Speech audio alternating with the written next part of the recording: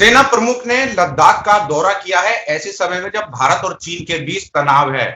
इस विषय पर बात करने के लिए और ज्यादा जानकारी के लिए हम बात करेंगे पूर्व कर्नल संतपाल राघव जी से।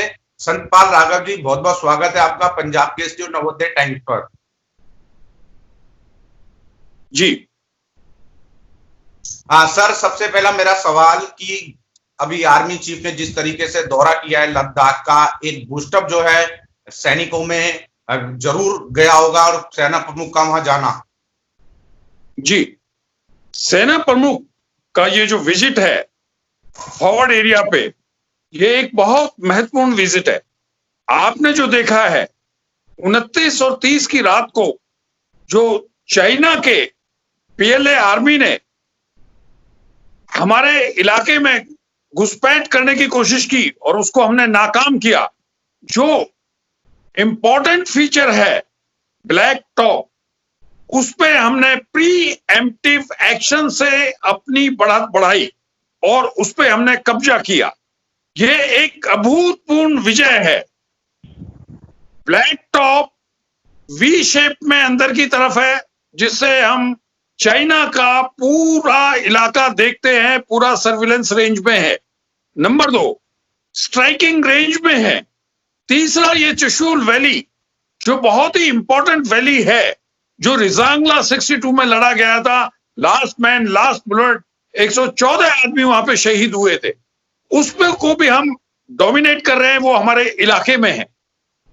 आर्मी चीफ ने ऑपरेशन प्लान रिव्यू किया और फॉरवर्ड लोकेशंस पे जूनियर कमांडर्स से बात की और ट्रूप्स का मनोबल वहां पे बढ़ाया उन्होंने, और माइन्यूट डिटेल्स में ऑप्शंस देखे हैं कि और क्या ऑप्शन है और डिप्लॉयमेंट की है। मैं आपके चैनल के माध्यम से एक बात और बताना चाहता हूं कि अभी हमारी स्थिति बहुत ही मजबूत है। आज 5वां दिन है जो ब्रिगेडियर लेवल की बात चल रही है, जो रोजाना 8 घंटे चल रही है। वो बेशक से बेनतीजा है, पर चाइना अभी घुटने में आ चुका है। जी, दूसरा, जो एयर चीफ ने ईस्टर्न कमांड का दौरा किया है, उन्होंने preparedness, operational forward air bases को देखा है और डिटेल इंस्ट्रक्शन दी है और रेडीनेस पूरी एयर की देखी है उन्होंने और इंस्ट्रक्शन दिए हैं और जूनियर कमांडर्स का मनोबल बढ़ाया है। जी सर, एक चीज मैं आपसे जानना चाह रहा था, जो वार्ता है कमांडर लेवल की लगातार चल रही है, रोजाना बैठकें होती है 8-8 घंटे, लेकिन उसके बाद भी वो बैठकें जो है बेनतीजा रहती है। ना हमारी तरफ से कुछ एक पहल की जाती है, ना उनकी तरफ से कोई पहल की जाती है, तो बैठकर तो बेनतीजा निकल रही है। जी जी, ये एक पहले लेफ्टिनेंट जनरल लेवल की टॉक हुई थी। उसमें जो है जो टॉक थी वो बड़ी स्ट्रेटेजिक टॉक थी, डी एस्केलेशन और डिसएंगेजमेंट की। और जो गलवान का मैं आपको याद दिला रहा हूं कि वो वेरिफिकेशन के लिए गए थे, जो फाइनलाइज हुआ था, जो इंसिडेंट हुआ था ग्राउंड पे उन्होंने नहीं किया था। मैं आपको ये फ्लैग मीटिंग वार्ता है, जिस दिन 29 और 30 को जो नाइट को जो हुआ है एक्शन, और फिर भी चाइना ने 31 को भी चुमूर में जो किया, आगे घुसने का जो एक्शन किया, चाइना अभी घुटने पे है। ये चाइना की तरफ से है। चाइना रोजाना 8 आवर्स जो है ये फ्लैग मीटिंग है, इसमें काफी बात कर रहा है कि वो स्टेटस को पे लाने की बात कर रहा है कि जहां पे हमारी पहले से स्थिति है। लेकिन हमने उनको ये बताया कि ये हमारा इलाका है, हम अपने इलाके में हैं, हम आपके इलाके में नहीं है। तो ये सारे एग्रीमेंट्स को इंडिया बता रहा है और सारा उनको समझा रहा है। और हमारे लिए ये बहुत बड़ी चीज है, जो तिब्बत की जो यूनिट है उन्होंने अटैक किया था उस इलाके में, उन्होंने रक्षा की थी। 7 विकास जो यूनिट है ये तिब्बत का है, जो कि अमेरिकन प्रेस ने इसको बहुत ही आगे से निकाला है, तिब्बत का मुद्दा अलाइव किया है। आपके माध्यम से ये और बताता हूं, जब उनके विदेश मंत्री से ये पूछा गया तो वो आग बबूला हो गए, क्योंकि चाइना जहां तिब्बत का नाम सुनते ही उनके जो है बहुत ही शर्मिंदगी आती है, क्योंकि उन्होंने भूगोल पे उसका नाम हटा दिया तिब्बत का। तो ये इशू अलाइव हो गया है इस स्थिति से और हो गया है उस यूनिट ने, उनके ट्रूप्स ने, और वहां पे एक तिब्बतियन जवान की शहादत भी हुई है। मैं आपको बताना चाहता हूं कि इंटरनेशनल कम्युनिटी के अंदर भी चाइना को नीचा देखना पड़ रहा है। हाँ, एक चीज और मैं आपसे जानना चाहता हूं सर, कि जो सेना प्रमुख है उन्होंने एक बयान जारी किया। उन्होंने कहा कि स्थिति काफी तनावपूर्ण है, लेकिन भारतीय सेना हर तरीके से तैयार है। किस ओर इशारा कर रहा है उनका यह बयान?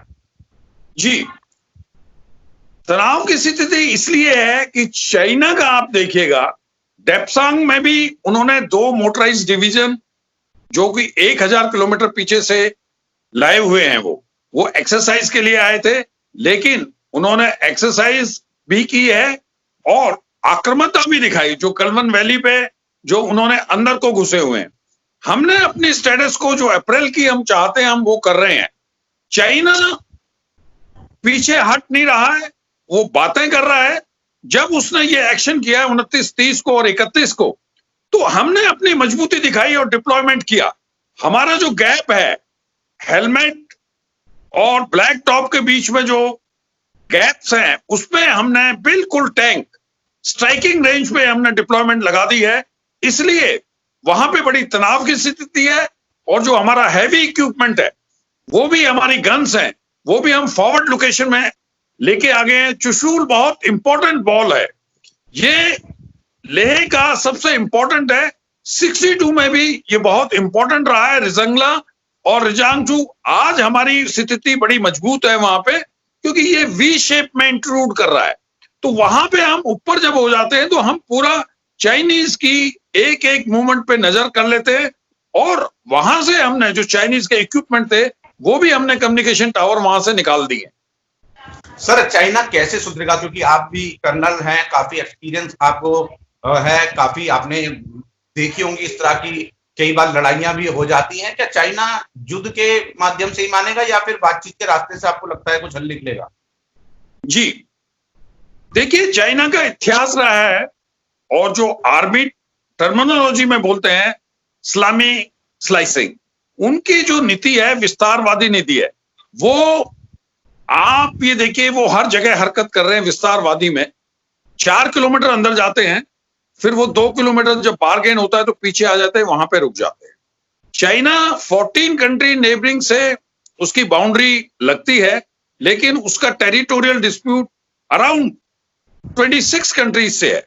और आज ही में मॉर्निंग में आप पहली बार चाइना का जो प्लेन गिरा दिया है, जो मॉर्निंग में गिराया है ताइवान ने, तो ये एक विस्तार नीति है, और जो छोटे देशों को वो दबाता है। आप ये देखिए, जापान के साथ उसका आइलैंड के ऊपर झगड़ा है, और साउथ चाइना सी में वो जबरदस्ती कृत्रिम द्वीप बना के उसको हड़पना चाहता है।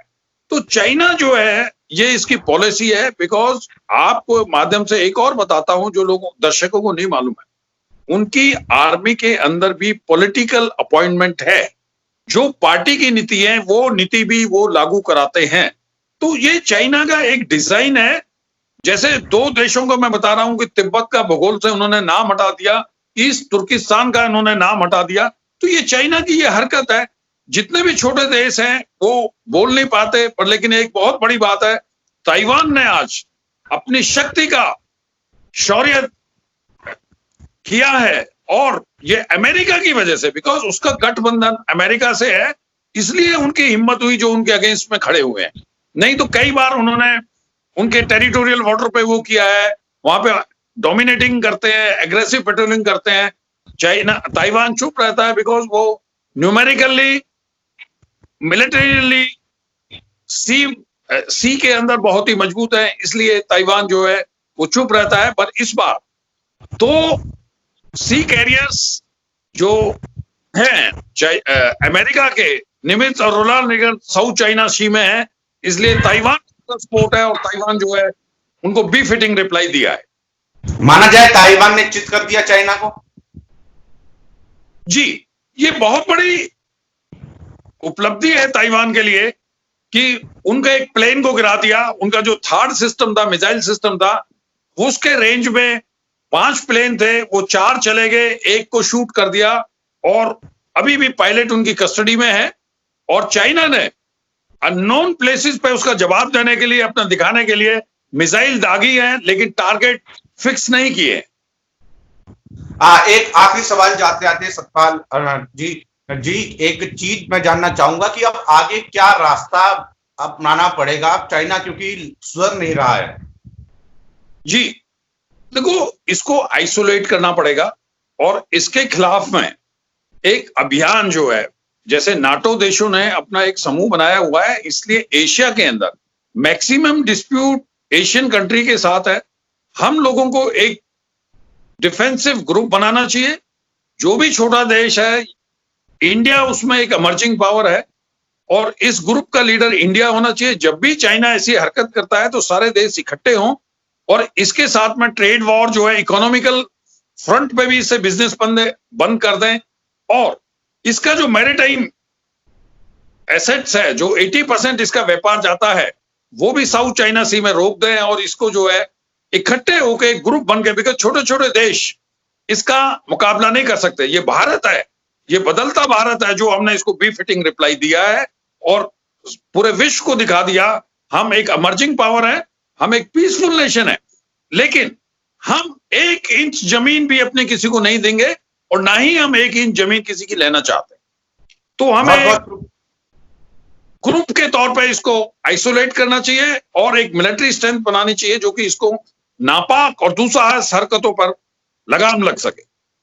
बहुत बहुत धन्यवाद कर्नल साहब कि आपने अपना कीमती समय जो है पंजाब केसरी नवोदय टाइम्स को दिया और दर्शकों को भी जानकारी दी कि किस तरीके से आगे जो है भारत को क्या करना चाहिए और किस तरीके से अगला कदम भारत क्या अपना सकता है और चीन को जिस तरीके से आज ताइवान ने एक झटका दिया है। बहुत बहुत शुक्रिया सर। Thank you.